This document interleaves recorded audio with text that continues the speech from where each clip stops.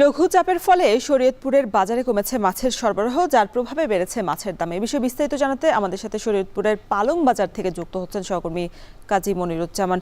মনির, মাছের দরদাম কেমন দেখছেন আর দাম নিয়ে ক্রেতারা কি বলছেন? রওশন, আসলে নিম্নচাপের ফলে কিন্তু শরীয়তপুরের বাজারে সব ধরনের মাছের সরবরাহ কমেছে। আমরা যদি বলি সামুদ্রিক মাছ একেবারেই নেই, আর নদ নদীর মাছও কিন্তু কমেছে, আর তার ফলেই কিন্তু দাম বেড়েছে।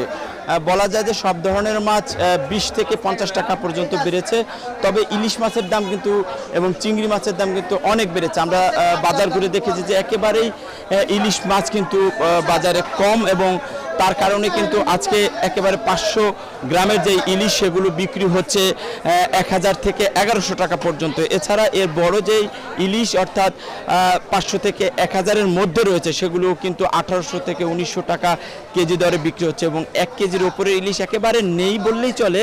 তবে যে যতটুকু আছে তার মধ্যে কিন্তু আমরা দেখছি 2600 থেকে 2800 টাকা কেজি দরেই কিন্তু সেসব ইলিশ বিক্রি হচ্ছে। আর চিংড়ি মাছ একেবারে খুব কম আমরা দেখছি, এবং কেজিও কিন্তু বেড়েছে। কেজিতে এখানে 200 টাকা পর্যন্ত বেড়ে আজকে কিন্তু বিক্রি হচ্ছে 1200 টাকা কেজি দরে।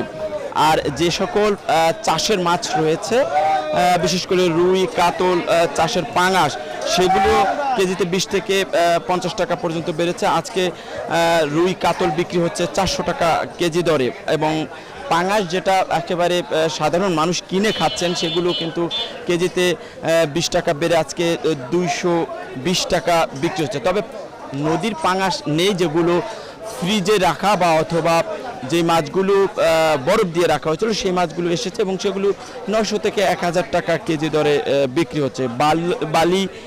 বালিয়া মাছ বলে যেটাকে এখানে, বেলে মাছ, সেই বেলে মাছ 1200 টাকা কেজি।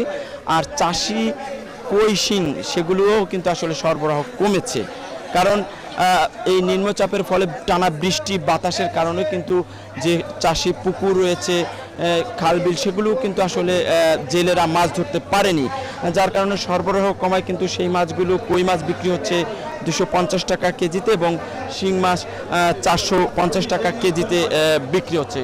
তো সব মিলিয়ে বলা যায় যে রওশন, আসলে বাজারে সরবরাহ কমেছে ব্যাপক, এবং মাছের দরদামও বেড়েছে। আমরা দেখছি যে ক্রেতাও অনেকটা কম, কারণ আবহাওয়া খারাপ থাকা কিন্তু ক্রেতার উপস্থিতিও কমেছে, এবং ক্রেতারা কিন্তু মাছ বাজার থেকে বিশেষভাবে আমরা দেখছি যে মাংসের বাজারেই অনেকেই মাংসের দরদাম একটু কম থাকায় বা দাম না বাড়ার কারণে কিন্তু তারা মাংস কিনতেই ঝুঁকছেন। রওশন, লঘুচাপের ফলে শরীয়তপুরে বেড়েছে মাছের দাম। সে বিষয়ে বিস্তারিত জানাতে আমাদের সাথে যুক্ত ছিলেন সহকর্মী কাজী মনিরুজ্জামান।